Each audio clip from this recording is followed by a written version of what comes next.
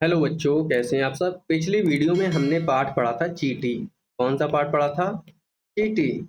इस वीडियो में उसके प्रश्नोत्तर हम करेंगे और जो अभ्यास माला रह गई है उसे भी पूरा कर लेंगे।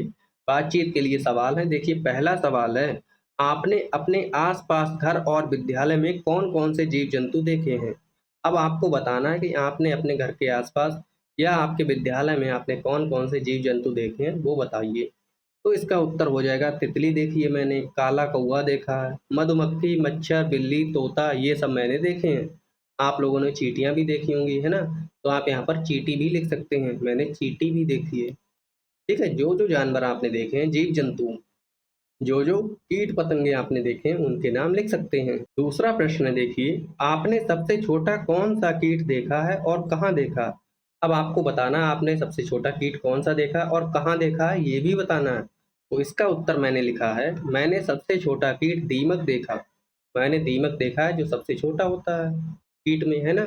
मैं माँ के साथ अपने घर के पास एक बगीचे में गई थी। अगर आप लड़के हैं, अगर आप मेल हैं, लड़का है, तो आप लिखेंगे गया था, और आप लड़की हैं तो लिखेंगे गया गई थी। ठीक है, ये चीज़ आपको बदलाव करना है।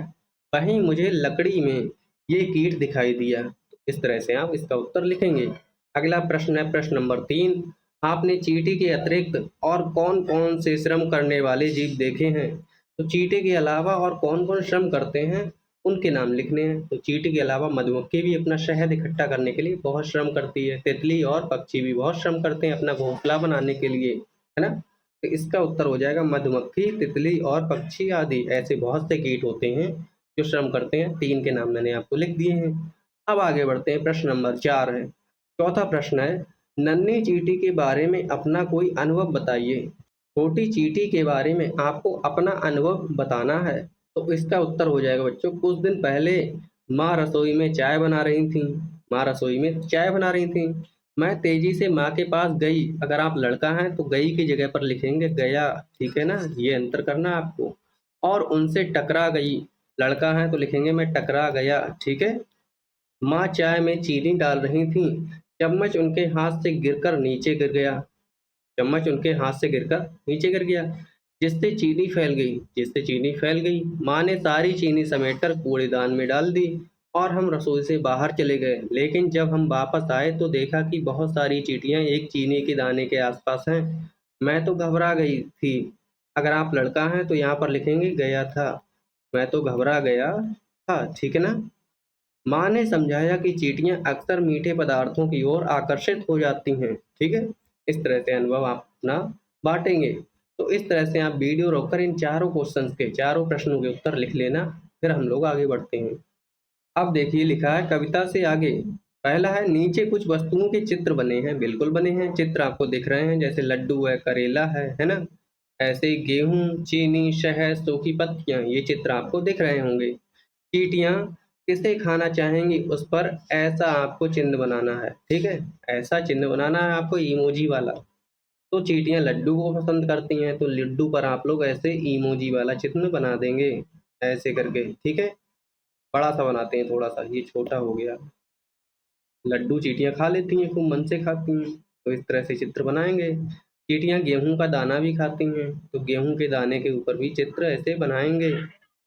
तो चींटियां चीनी को भी बहुत प्यार से खाती हैं, चीनी के ऊपर तो बहुत चींटियां लग जाती हैं, है ना। ऐसा चित्र बनाएंगे।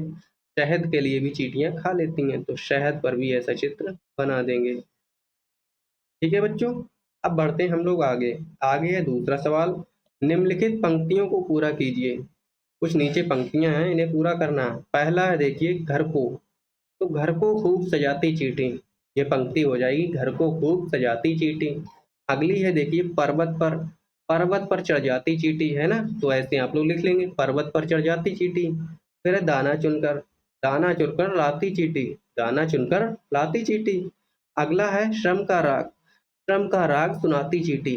ऐसे आप लोग ये पंक्तियां पूरी करेंगे, इसे आप लोग अपनी कॉपी में लिख सकते हैं। आगे बढ़ते हैं। आगे है देखिए तीसरा सवाल, कविता के अनुसार चींटी हमको क्या क्या करना सिखाती है, लिखकर बताइए। तो चींटी हमको क्या क्या सिखाती है, वो लिखना है। तो चींटी हमको सिखाती है मेहनत करके खाना, ऐसे आप लोग लिख लेंगे। घर को खूब सजाना सिखाती है चींटी, ये भी लिखेंगे। कभी ना घबराना, ये आपके लिए पहले से ही लिख के दिया है इन्होंने किताब में। और निरंतर आगे बढ़ते रहना सिखाती है हमको चींटी, ऐसे आप लोग लिख लेंगे। अब आगे देखिए भाषा की बात। भाषा की बात में पहला सवाल है, कविता में चींटी को क्या-क्या कहा गया है? तो कविता में चींटी को कलाकार कहा गया है, क्योंकि वो बहुत ही रंग-बिरंगे अपने घर बनाती है, खूब सजाती है उनको। चींटी को मेहनती भी कहा गया है। मेहनती क्यों कहा है? क्योंकि वह बहुत मेहनत करती है, दिन भर चलती रहती है इधर से उधर, है ना? चींटी को अडिग भी कहा गया है, क्योंकि वह पहाड़ों पर, पर्वत पर चढ़ जाती है ना? पर्वतारोही भी कहा गया है। और वह अपने काम में पीछे नहीं हटती है ना? आगे बढ़ते हैं। आगे है, कितनी बार आई चींटी? कितनी बार आई चींटी? चींटी कविता में चींटी शब्द कितनी बार आया है? इन्हें गिनिए और उतनी चींटियां बनाकर पंक्ति को पूरा कीजिए।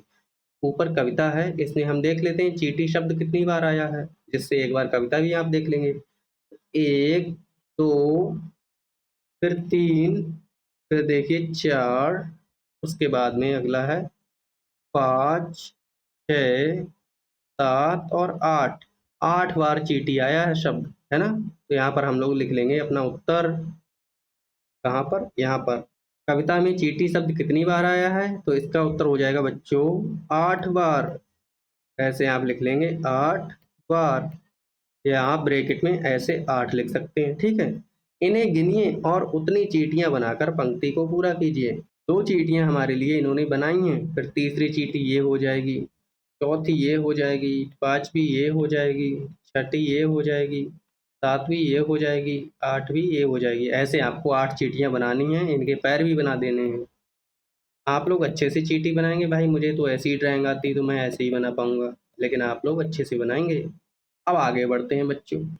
तीसरा सवाल है, आइए चींटी कविता को आगे बढ़ाते हैं। जो चींटी कविता पढ़ी है हमने, इसे आगे बढ़ाना है अब।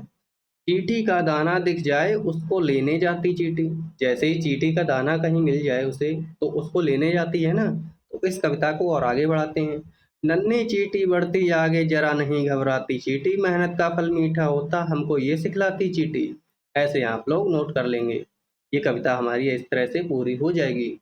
अब आगे देखिए शब्दों की तुकबंदी। शब्दों की तुकबंदी है, जैसे तुक बन रही है। जैसे दाना का तुक हो जाएगा गाना, है ना? ऐसे हमें धूप का हो जाएगा कूप, धूप का हो जाएगा कूप। ऐसे आप लोग लिख लेंगे। फिर अगला है कड़ी, तो कड़ी का हो जाएगा बड़ी, कड़ी से बड़ी। यानी कि एक लय बन रही है ना, ऐसी लय हमको बनानी है। तो अगला है राग, तो राग का हो जाएगा वाग, वाग, है ना? फिर आगे है चींटी से भेंट, चींटी से भेंट। देखिए 5वां प्रश्न है ये, आपके घर के कई कोनों में चींटी आती जाती है। बिल्कुल सही बात है, घर में बहुत सारी चींटियां आती जाती रहती हैं। एक दिन वह आपको रोककर आपसे कुछ कहती है। आपके और उसके बीच में क्या-क्या बातें हुई होंगी? लिखिए, वो बातें हमें लिखनी है। तो सबसे पहले हम लोग क्या कहेंगे, चींटी जैसे ही मिलती है हम कहेंगे नमस्ते चींटी, आज आप अकेली आई हैं? आज आप अकेली आई हैं? तो चींटी कहेगी नहीं, सबके साथ आई हूँ। फिर हम पूछेंगे तो बाकी सब कहाँ हैं? तो चींटी कहेगी बस मेरे पीछे-पीछे ही आ रही हैं। ऐसे आप लोग इन्हें लिख लेंगे। ये उत्तर हो जाएगा आपका। आगे बढ़ते हैं। आगे है पढ़ने के लिए। ये चींटी और हाथी की छुपन-छुपाई वाली कहानी है। इसे हम अगली वीडियो में पढ़ेंगे। और आपकी जो अभ्यास माला है, प्रश्न उत्तर हैं, चींटी पाठ के पूरे हो गए हैं। आपको कोई भी दिक्कत हो, कोई परेशानी हो तो आप हमसे कमेंट में पूछ सकते हैं। मिलते हैं अगली वीडियो में। अगली वीडियो में हम पढ़ेंगे वो कहानी। इससे पहले आप लोग जाएँ, वीडियो को कर दीजिए लाइक, अपने दोस्तों को शेयर कीजिए और चैनल को सब्सक्राइब करके रखिए। नमस्कार, धन्यवाद।